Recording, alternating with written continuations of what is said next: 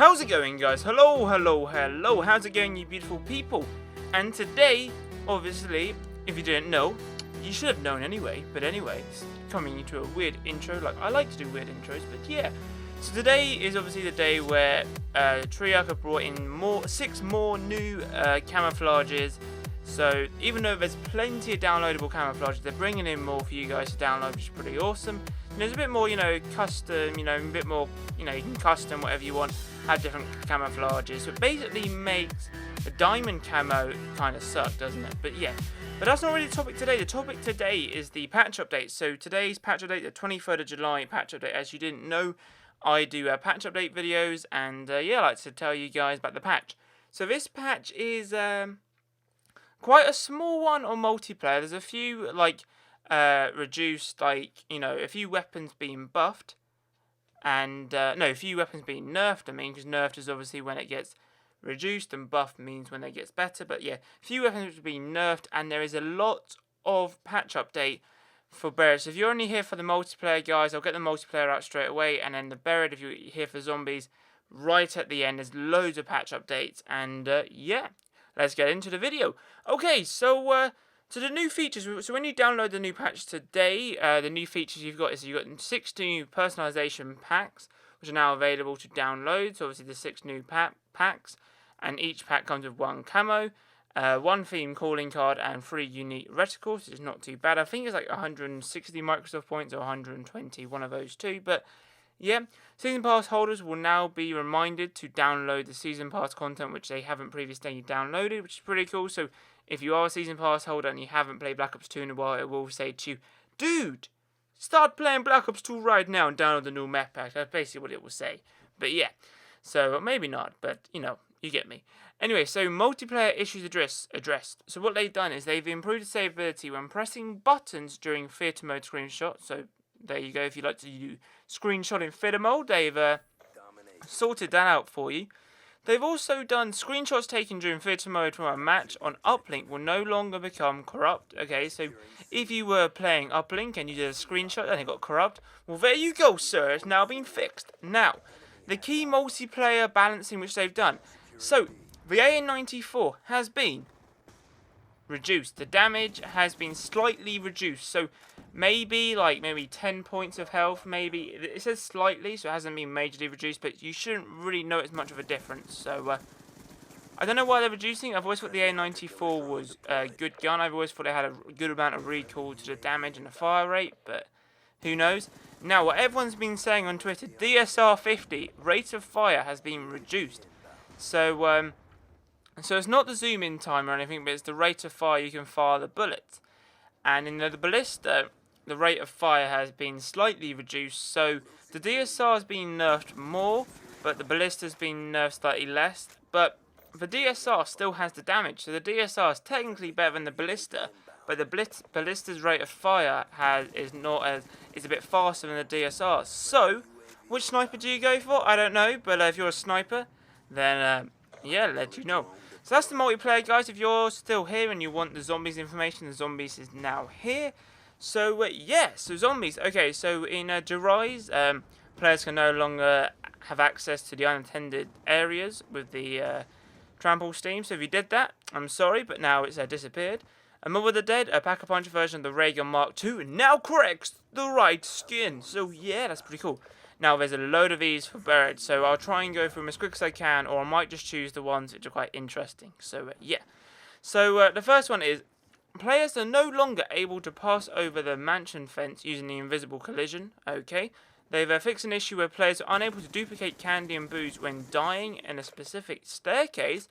So, whenever a new map pack comes out, there's always patches for zombies, and I always think, bring out a beta, That'd be pretty cool, certain YouTubers or certain people who could beta test zombies and try out these things. And yeah, but there's loads of patches to go. They've also fixed players are no longer able to stand in visible collision near the stables and be free from a zombie attack. So basically, you're glitching there through rounds, etc. They fixed an issue where players were able to hold top of the bank for an extended period of time using a paralyzer. Yeah, that's alright. Players are no longer able to position builder boards in the general store and become free from a zombie attack. So basically, they're fixing a lot of stuff which were in the game, and now they've taken it out because they didn't realise. Players can no longer get stuck at the bottom of the slide when using dive to prone, which is pretty good. They've done something well there. They've addressed an issue where players were able to throw themselves into walls using them to trample steam and become free from a zombie attack. Okay. So basically, they want you to die. Basically, that's all they want you to do. Even though you're trying to do it for yourself. I have used that trample steam before. You know where Juggernaut is? I used to, like, put it there, jump over the zombies. But, you know, they're trying to stop you, so it kind of sucks. Players are no longer able to reach the unattended collision on the second floor balcony of the salon. They've addressed an issue where players could be free from a zombie attack when holding down a claymore and looking downwards. Hey, that's quite weird. Players are no longer able to launch themselves out of the level near salon using the paralyzer. So yeah, okay. They fixed multiple issues where the friendly AI would get stuck while holding a crawler zombie when above the general store, in the bank, in the courthouse, in the mansion, on the second floor of the barn. Yeah, I do actually what it said. There was so many stuff. I sort of tried to make it a little song, but it didn't really work, did it? The friendly AI now. I think the friendly AI is everyone likes to call him Leroy. So you know, the big guy. No longer becomes stuck if a player gives him candy and then enters the fountain. Okay. Fix an issue where Leroy and the zombies were going through a door in the hedge mansion and get stuck by the mystery box. The mystery box now functions properly when players give the friendly AI candy and then they activate the box. That's pretty cool. They fixed an issue where Leroy would freeze and become unresponsive if he was hit by a high damage weapon and return of the animation. Leroy no longer becomes stuck in the mansion if the player has him take the rear entrance of the mansion near the hedge maze. Leroy can no longer get stuck on top of the salon if the player shoots him while carrying candy. They fix an issue where the Volterade mystery box indicator will permanently remain at the box location if the player used friendly AI to use that box location. They fix an issue where Leroy would become stuck when fed candy to retrieve bundables in the salon prior to opening the front door and that debris blocking the staircase. Zombies no longer get stuck in the ground outside the mystery box location. That's alright. Or outside the mortuary by the mystery box. They fix an issue where players would occasionally spawn under the map in a 4-player game.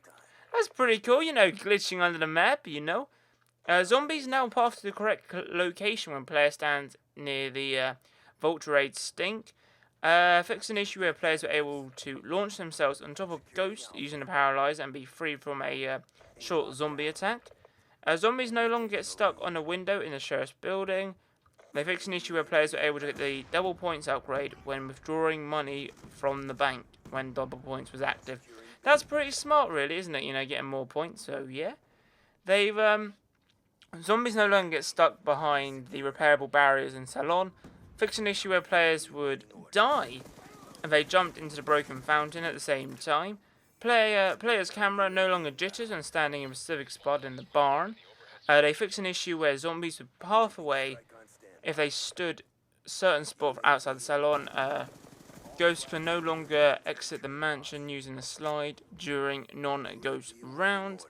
They fixed the solo play issue where falling down the spiral staircase would occasionally kill the player, even if they had quick revive perk.